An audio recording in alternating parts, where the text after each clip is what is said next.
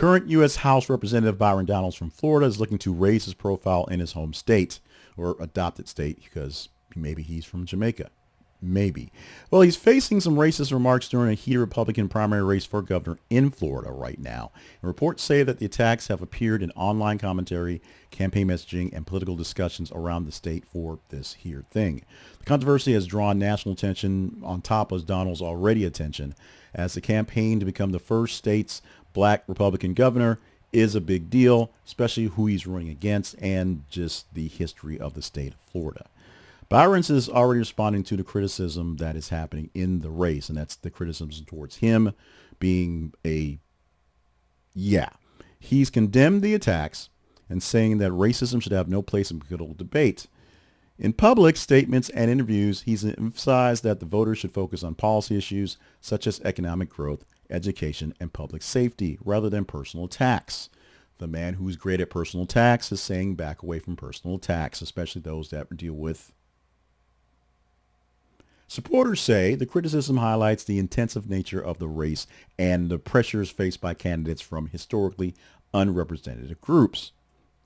But many Republican leaders and commentators are actually jumping in to publicly condemn the racist remarks, as they really should, saying they damage the party and distract from policy discussions. Some Democrats are also criticizing the attacks directly, calling them unacceptable regardless of the political affiliation.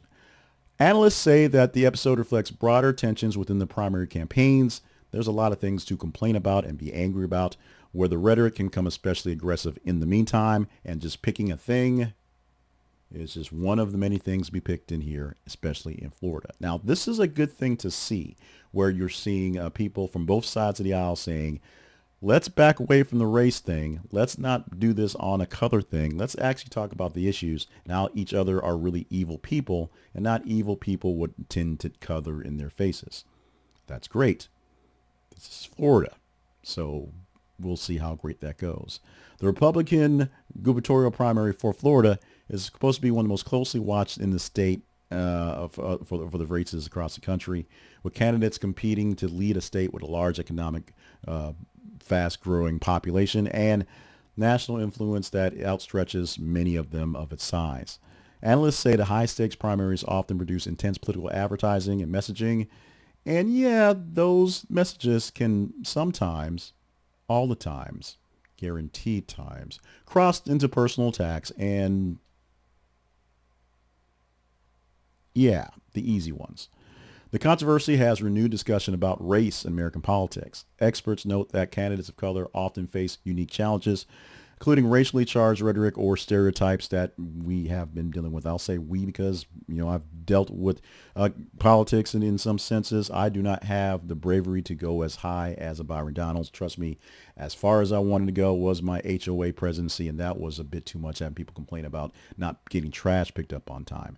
But when dealing with stuff and dealing with politicians and dealing with public officials and putting yourself out there and having a face that has a bit of tinge to it in a place where there's less tinge to other faces, it becomes a thing.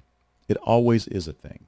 And at the same time, analysts are saying that strong condemnation of such attacks by political leaders shows growing consensus that racism should not be tolerated in modern campaigns.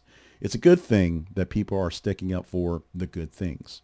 So public commendation of the racist remarks can't actually reinforce social norms against discrimination.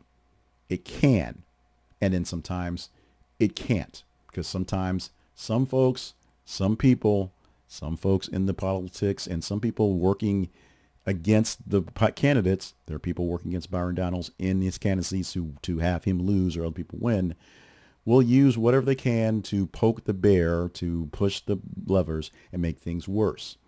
And it's going to happen. It just is the way that politics and life happens.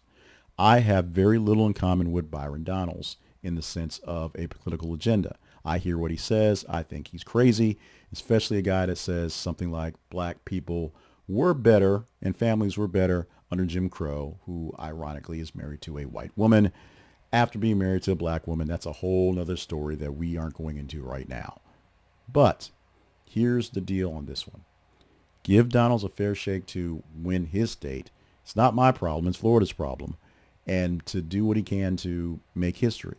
Let's see if he'll restore African American history to the textbooks, or whether he'll put more Bibles on schools, or what's going there, because they are the values of the Republican Party and don't really stand for the values of a person who wants his own heritage and his own history to be memorized. So, yeah, that's what I got. Byron Donalds is not a great guy.